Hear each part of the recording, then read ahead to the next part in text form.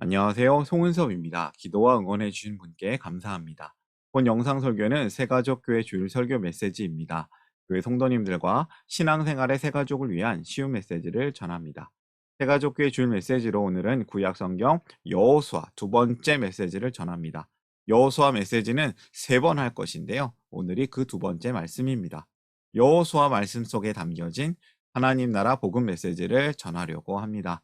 오늘은 주일 메시지 하나님의 말씀 여호수아서 6장 16절이고 설교 제목은 그 땅을 정복하다입니다.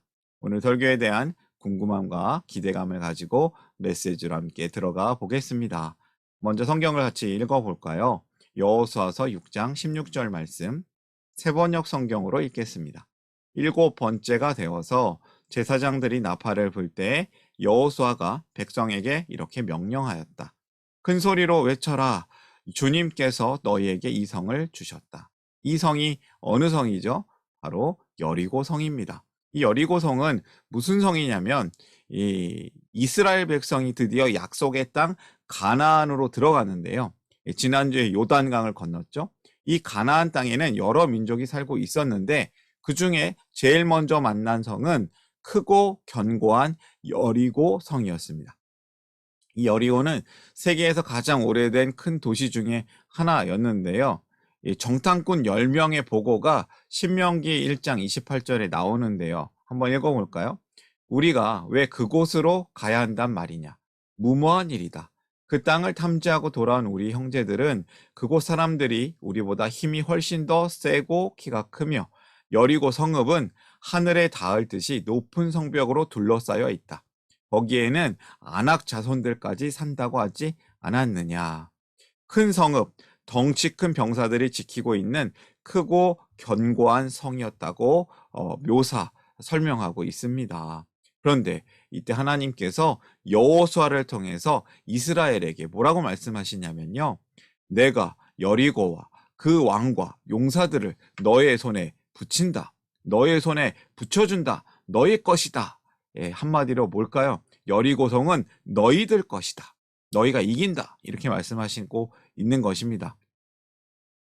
성경 말씀을 살펴보면 여리고성이 굳게 닫혀 있었고 출입하는 사람이 없었다고 합니다. 전쟁을 대비해서 이 여리고성이 준비하고 있었던 것이죠.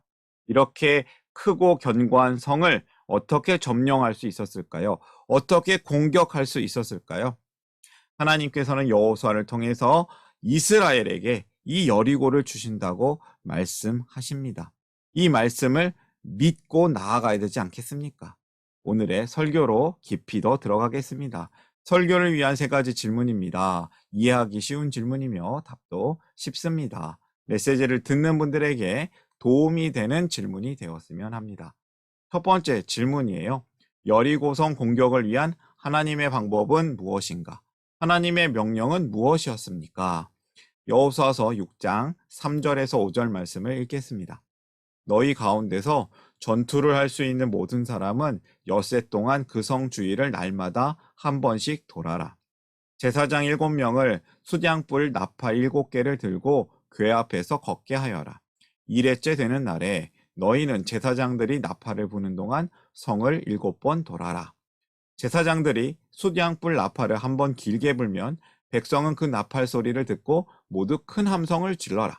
그러면 성벽이 무너져 내릴 것이다. 그때에 백성은 일제히 진격하여라. 성 주위를 6일 동안 한 바퀴씩 돌고 7일째 되는 날은 7바퀴를 돌라. 총 13바퀴죠. 제사장들이 나팔을 불면 모두 큰 함성을 질러라. 그러면 성벽이 무너져 내릴 것이다. 좀 이상한 전투 방법 같아요. 하나님께서 이스라엘에게 여리고성을 공격하기 위해서 좀 특별한 방법을 가르쳐 주십니다. 이스라엘 백성들은 7 순양불 나팔을 든 7 제사장들을 앞세우고 매일 돕니다. 6일 동안은 한 바퀴, 그리고 7일째 되는 날에는 7바퀴를 돌면서 나팔을 불면서 돌고 있는 것입니다. 매일 돌고 또 돌고 또 돌고 여리고성을 도는 이스라엘. 처음 앞에는 무장한 선발대가 있고요. 가운데는 7 제사장들이 언약궤를 메고 또 나팔을 불면서 가고 있고요. 후발대가 또 있고요. 맨 뒤에는 백성들이 따라오고 있습니다. 어떻게 가고 있을까요? 함성을 지르지 말고, 소리를 내지 말고 조용히 명령을 따르라라고 여호수아가 명령하고 있습니다. 이 여호수아가 6장 6절에서 10절의 말씀을 통해서 가르쳐주고 있는 내용이 자세히 나오고 있는데요. 함성을 지르지 말라, 너희 목소리가 들리지 않게 하라, 한마디도 입 밖에 내지 말고 있다가 내가 너희에게 외쳐라 하고 명령할 때 큰 소리로 외쳐라 라고 하고 있습니다. 저는 여기서 첫 번째 교훈을 발견합니다. 여리고성을 돌 때 자신들의 소리를 낮추고 사람의 소리를 낮추고 하나님의 명령인 나팔 소리에 집중하라는 것입니다. 하나님의 말씀을 잘 듣는 성도가 되어야겠습니다. 하나님의 말씀을 들으라, 사람의 소리보다 하나님의 명령에 집중하라 라는 말씀입니다. 두 번째 질문으로 이어질까요? 여리고성이 점령된 이유는 무엇인가? 여리고성이 무너지는 이유는 무엇인가? 말씀 읽어보겠습니다. 16절, 20절. 일곱 번째가 되어서 제사장들이 나팔을 불 때에 여호수아가 백성에게 이렇게 명령하였다. 큰 소리로 외쳐라. 주님께서 너희에게 이 성을 주셨다. 제사장들이 나팔을 불었다. 그 나팔 소리를 듣고서 백성이 일제히 큰 소리로 외치니 성벽이 무너져 내렸다. 백성이 일제히 성으로 진격하여 그 성을 점령하였다. 주님께서 이스라엘에게 이 성을 이미 주셨기 때문입니다. 이스라엘이 하나님의 방법대로 순종했을 때 하나님께서 이 여리고성을 무너뜨리셨습니다. 크고 견고한 성일지라도 하나님보다 약합니다. 하나님이 제일 강하십니다. 여호수아가 얘기하죠. 여러분 외치십시오. 하나님이 이 성을 여러분에게 주셨습니다. 여호수아의 말을 들은 이스라엘 백성은 제사장의 나팔 소리에 맞춰서 큰 소리로 여리고성을 향해 외칩니다. 그러자 놀라운 일이 일어납니다. 성이 와르르 무너져 내립니다. 6일 동안 꿈쩍도 하지 않았던 이 견고한 성이 7일째 되는 날에 온전하게 완벽하게 무너졌습니다. 이스라엘 백성이 하나님의 말씀을 믿고 그대로 했더니 정말 놀라운 일이 일어난 것입니다. 기적이죠. 하나님이 하셨습니다. 이 무너진 여리고성을 바라보면서 여호수아는 이스라엘 백성에게 여리고성의 모든 살아있는 생명을 주기라고 합니다. 이 부분은 다음에 좀 더 깊이 있게 설교를 전하기를 원하는데요. 여리고성 사람들이 하나님을 따르지 않고 우상을 따르며 죄를 짓고 살아갔기 때문에 하나님께서는 여리고성 전쟁을 통해서 그들을 심판하신 것입니다. 그리고 이스라엘 백성이 이들과 섞이지 않기를 원하셨죠. 하나님만 의지하며 하나님의 방법대로 순종하는 이스라엘 백성에게 믿음의 싸움, 여기서 승리를 경험하게 합니다. 보통 싸움을 하려면 어떻게 해야 될까요? 전쟁에서 이기려면 어떻게 할까요? 전쟁을 이기는 방법, 병법이라는 책이 있는데요. 중국에 아주 유명한 병법책이 있습니다. 손자가 쓴 손자 병법이 그것입니다. 공성전이라는 게 있어요. 성을 공격할 때 쓰는 전략이에요. 사실 손자는 이 성을 공격하는 것은 매우 어려운 일이니까 가급적 하지 말라고 합니다. 그럼에도 성을 공격할 때 성을 공격하는 전투, 공성전을 승리로 이끌기 위해서는 이러한 방법들이 있다고 하네요. 항복을 요구한다. 지치기를 기다린다. 땅굴을 파서 공격한다.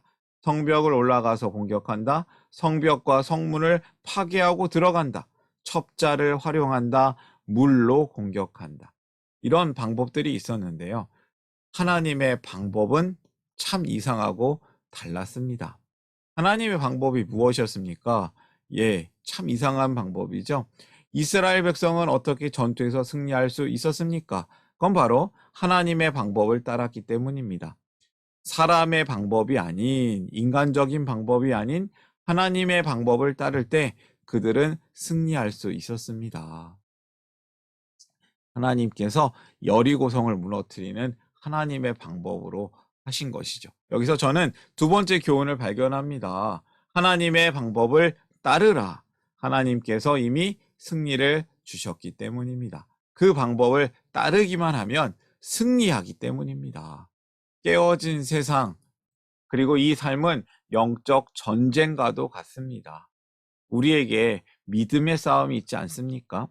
우리가 사실 성을 점령하거나 적군들과 매일 이렇게 싸우고 그러진 않지만 우리의 삶은 전쟁을 치르고 있는 거예요.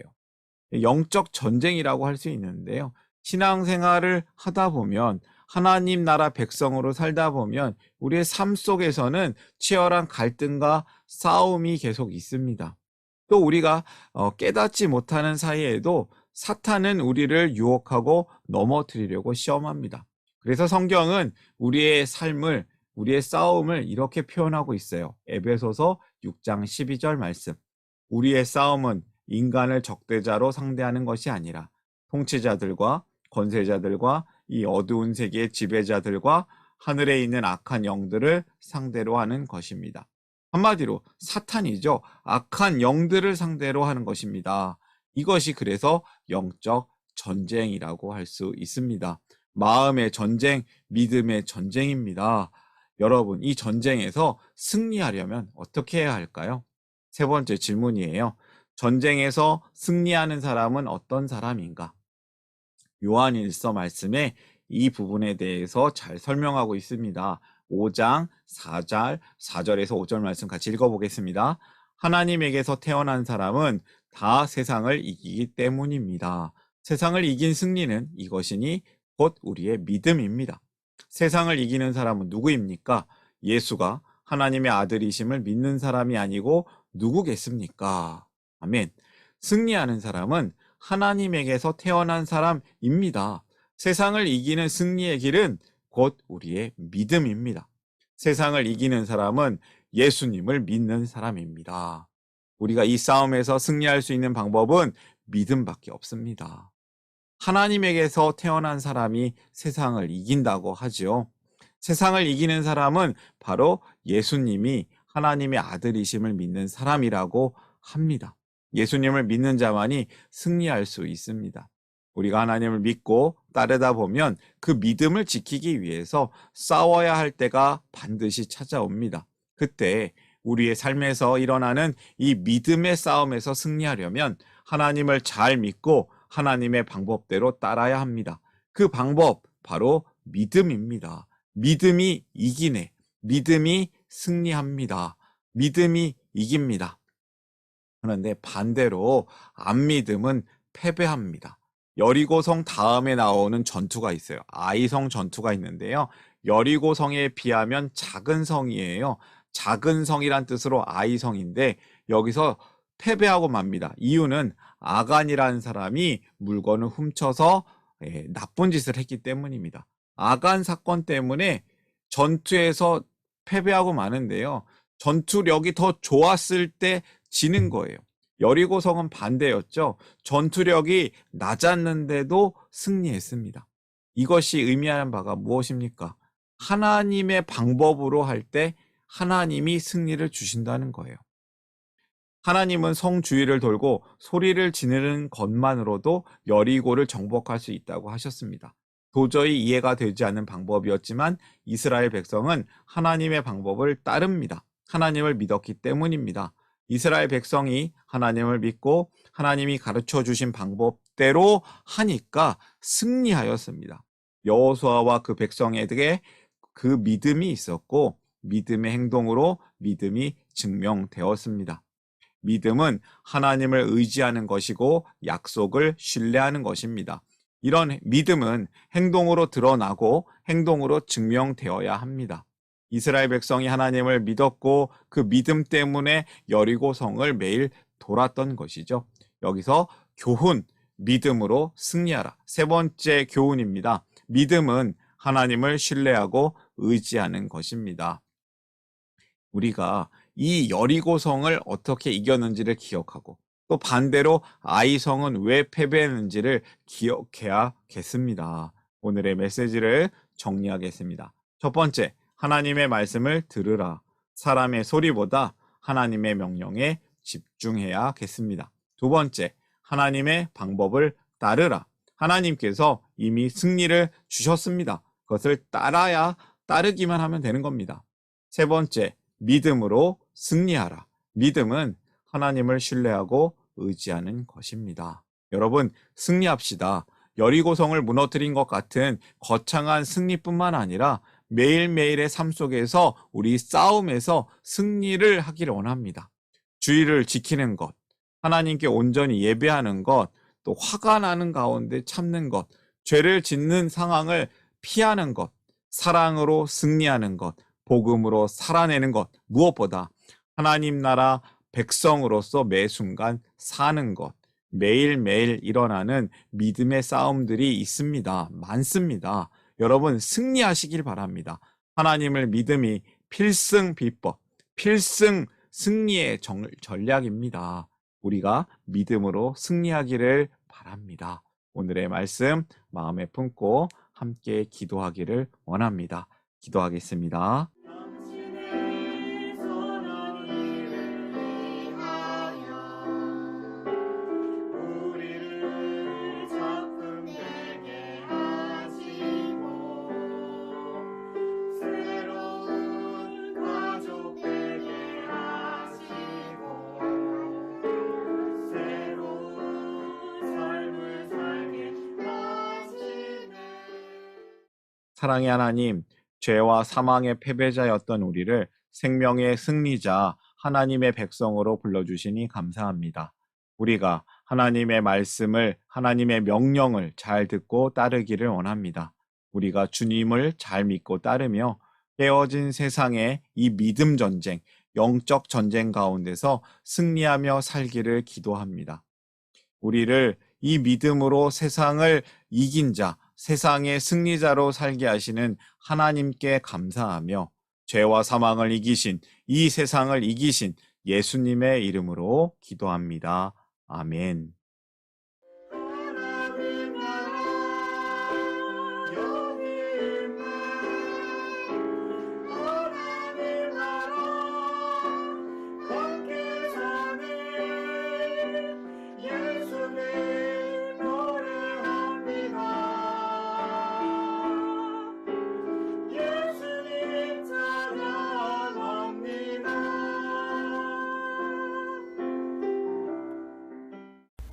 샬롬, 송은섭입니다. 저를 통해 또는 누군가의 추천과 우연한 기회로 이 메시지를 보게 되신 분들께 감사합니다. 모든 성도님들은 하나님 나라의 새가족이십니다. 교회를 처음 나오신 분들만 새가족이 아니라 우리 모두가 새가족입니다. 왜냐하면 우리가 하나님 나라에서 새로운 관계가 된 새로운 가족 공동체이기 때문입니다. 본 설교는 새가족교회 공동체 새가족과 후원자를 위한 메시지이며 기독교를 잠시 떠났거나 새롭게 시작하시는 분들을 위한 쉬운 메시지이기도 합니다. 혹시 새가족교회의 가족, 새가족 또는 후원자가 되기를 원하시는 분들은 이메일로 카카오톡 아이디로 연락을 주시면 감사하겠습니다. 오늘의 메시지 하나님의 은혜가 넘치시기를 바랍니다. 사랑합니다. 축복합니다.